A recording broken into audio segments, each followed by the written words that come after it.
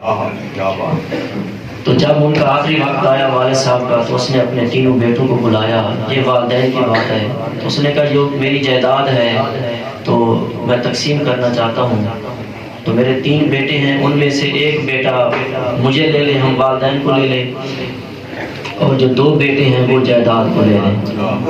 تو 2 بھائیوں نے کہا ہمیں جائیداد دے دیں، اور جو چھوٹا بھائی تھا اس نے کہا آپ ہمیں والدین جو ہیں یہ میرے حصے میں آ جائیں۔ سبحان اللہ۔ تو والدین نے وہ تقسیم فرما دی، جب تقسیم ہوگی جائیداد کے 2 بھائیوں نے جائیداد لے لی، جو چھوٹا بھائی تھا اس کے حصے میں والدین آ گئے۔ وہ اپنے والدین کو ساتھ لے کے جب گھر پہنچے اپنی بیوی کے پاس تو کہتے ہیں آج میں اپنے والدین کو خرید کے لایا ہوں، ان کی میں نے پیسے ادا کیے ہیں، اپنی جائیداد دے کے آیا ہوں، تو آج سے ہم نے ان کی خدمت کرنی ہے۔ جو ان کی بیوی تھی وہ بھی بڑی ادب والی تھی، تمیزدار تھی، تو اس نے کہا شکر الحمدللہ ہمیں یہ بھی سعادت ملی، آپ کے والدین ہیں تو ہمارے بھی والدین ہیں۔ تو چلتے چلتے آخری وقت آیا، وہ دونوں انتقال کر گئے۔ تو رات کو سوئے مختصر کرتے ہیں، جب وہ بندہ چھوٹا چھوٹا بیٹا ان کا رات کو سویا تو خواب میں دیکھتے ہیں ایک بزرگ آتے ہیں، وہ فرماتے ہیں آپ کے تکیے کے نیچے وہ چند سکے پڑے ہوئے آپ اٹھا لو، یہ آپ کے ہیں۔ وہ پوچھتا ہے یہ حلال کے ہیں یا حرام کے ہیں؟ تو وہ کہتا ہے بزرگ یہ حرام کے ہیں۔ کہتا ہے ان سے میرا کوئی تعلق نہیں ہے۔ پھر دوسری رات آتے ہیں، پھر یہی فرماتے ہیں کہ یہ سکے آپ کے ہیں۔ کہتا ہے حلال کے ہیں یا حرام کے ہیں؟ وہ کہتا ہے حرام کے ہیں۔ کہتا ہے میرا ان سے کوئی تعلق نہیں۔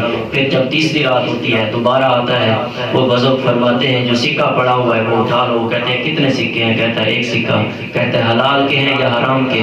تو وہ فرماتا ہے جی یہ حلال کا ہے۔ تو وہ کہتا ہے ٹھیک ہے جی میرا ہے، وہ اٹھا لیتا ہے۔ تو صبح اپنی بیوی سے کہتا ہے یہ 1 سکہ ملا ہے، بزرگ نے دیا ہے، تو اس کا کچھ کھائیں، کچھ لے لیں بازار سے۔ تو بیوی نے کہا آج دل چاہ رہا ہے بازار سے مچھلی لے کر آئیں، مچھلی پکاتے ہیں۔ تو وہ بندہ چھوٹا بیٹا جو تھا وہ بازار سے گیا، مچھلی خرید کے لایا، اپنی بیوی کو کہنے لگا آپ اس کو بناؤ، میں کچھ بازار کے لیے سودا سلف لے کر آتا ہوں، آج اس کو پکاتے ہیں۔ جب وہ بازار گئے تو بیوی نے جب مچھلی کو تیار کرنے لگی تو اس کے اندر میں سے 2 لال نکل کر آئے، تو اس نے ان کو نکال کے باہر رکھ دیا۔ وہ نا آشنا تھی، اسے پتہ نہیں تھا یہ کیا چیز ہے۔ تو جب اس کا خاوند بازار سے واپس آیا تو اس نے دیکھا تو وہ گولڈ سمیت سونار کے پاس لے کے گیا۔ اس نے کہا یہ مچھلی کے پیٹ سے ملے ہیں، یہ تو کوئی قیمتی چیز ہیرا محسوس ہوتا ہے۔ اس نے کہا اس کی قیمت میں ادا نہیں کر سکتا، جو وقت کا بادشاہ ہے وہ بھی دے سکتا ہے، اس کی بہت بڑی قیمت ہے، اس کو لال کہتے ہیں۔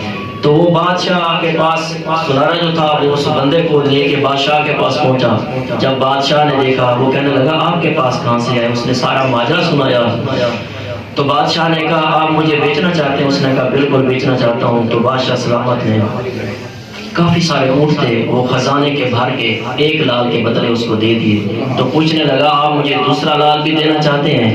اس نے کہا بالکل میں دینا چاہتا ہوں، لیکن اس کی قیمت آپ نے لگائی ہے، اب اس کی قیمت میں لگاؤں گا۔ تو بادشاہ نے کہا اگر آپ اس کی قیمت لگائیں گے پھر تو میں بھی آپ کا خادم میں سے ہو جاؤں گا، اس کی اتنی قیمت ہے میں بھی ادا نہیں کر سکتا۔ اب دیکھیں وہ جو 2 لال تھے وہ کیا تھے؟ والدین تھے، ایک والد تھا اور ایک والدہ تھی۔ اس نے خدمت کی۔ اب جو 2 بھائی تھے وہ اس ٹائم غریب ہو چکے تھے، پھر ان کے پاس قرض لینے کے جاتے تھے۔ جب وہ دولت لے کر گھر آیا، خدا را والدین کی بے ادبی نہ کریں، ان کے سامنے سر کو خم کریں، جو وہ فیصلہ کریں ان کو تسلیم کریں۔ ہماری یہ اکثر عادت ہے، ہم ابا جی کی بات کر رہے ہیں، ہم کہتے ہیں جی آپ کو کیا پتا؟ جب تو چھوٹا تھا 30 سال تک تو والد صاحب کو سب پتا تھا، وہ آپ کو کھلا رہا تھا پلا رہا تھا۔ آج اگر آپ کی باری آئی والد صاحب کو کھلانے کی تو ہم کہتے ہیں ابا جی آپ کو کیا پتا؟ اب دیکھ لیں اس کے حصے میں والدین آئے، اس نے خدمت کی، اس کو 2 لال ملے، وہ 2 لال والدین۔ اب یہ تو دنیا کا اس کو ثمر ملا ہے، آخرت کے کیا ثمر ہے؟ میں ہمیشہ ایک نصیحت کرتا رہتا ہوں، 4 چیزیں ہیں ان کے آگے کبھی بھی انکار نہ کریں۔ ایک مرشد کے آگے کبھی بھی کیوں کا لفظ نہ بولیں، وہ جو بات کر دے سر کو خم کر لیں۔ اس کے بعد ایک سیاح زادہ، وہ جو بات کر دے اس کو بھی خم کر لیں، اپنے سر کو خم کریں، تسلیم کریں۔